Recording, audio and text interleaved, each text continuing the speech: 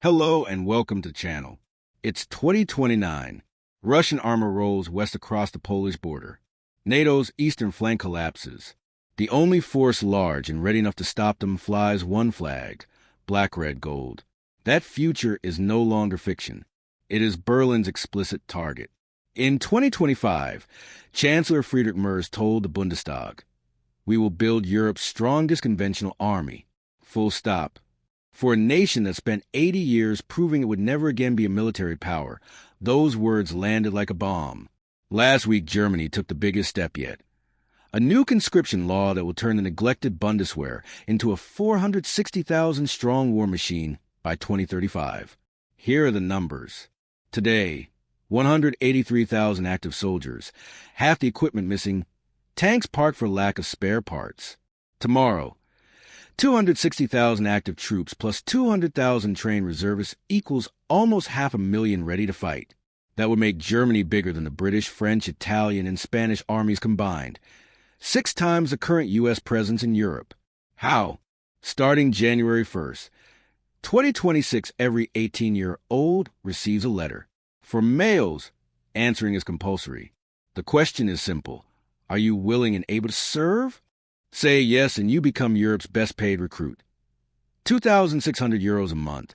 Free housing, healthcare, food, and university afterwards. Say no in large enough numbers and mandatory medical exams begin in 2027, followed by selective call-ups. It is not the old draft. It is smarter, softer, and far more dangerous to anyone eyeing NATO's eastern border. Defense Minister Boris Pistorius put it bluntly. The stronger our deterrence, the less likely we ever fight. But we will be able to win a high-intensity war against a peer enemy. Everyone heard Russia. The clock is brutal. Germany's top general says Moscow could be ready to hit a NATO member by 2029, 4 years from now. That is why the law is being rushed through Parliament before Christmas. This is the real Zeitenwende. Since Russia invaded Ukraine, Germany has sent more weapons than any nation except America, reopened conscription debate, held its first Veterans Day since 1945, and is now suspending its debt brake again to pour hundreds of billions into defense. Public opinion flipped almost overnight. Before 2022, asking German teens if they would fight produced laughter. Today, 62% of under 30s say they would take up arms if attacked, higher than France, Britain, or the United States. Recruiting centers report a 40% surge in walk-ins since the law leaked. New pay, free degrees, and slick marketing, your year for Germany, are working. Billboards show female tank commanders. TikTok soldiers do push-ups in uniform. The Bundeswehr suddenly looks cool. If just 15% of each year group volunteers, the targets are met without forcing anyone. At 25%, Germany gets a reserve larger than today's entire British Army. Money is no object. By 2028, defense spending hits 3.5% of GDP, higher than Cold War peaks. Rheinmetall is building 3 new tank factories.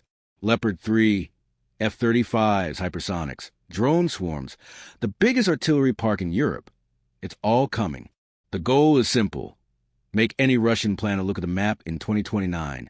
See 500,000 German troops and 2,000 modern tanks, and decide the price is too high. Pistorius said it best. We are not doing this because we want war. We are doing this so no one dares bring war to us again. The country that spent 80 years atoning for militarism is being forced by Russian militarism to become a military power once more, and this time the world is begging Berlin to hurry. By 2035, the black-red-gold flag may again be the one that makes aggressors pause. And the clank of leopard tracks you hear on German training grounds is not nostalgia. It is the new normal. Hit like if you never thought you'd see this day. Comment your flag and tell me if your country is ready and subscribe. Because the rearmament of Europe has only just begun. See you in the next one. Stay sharp.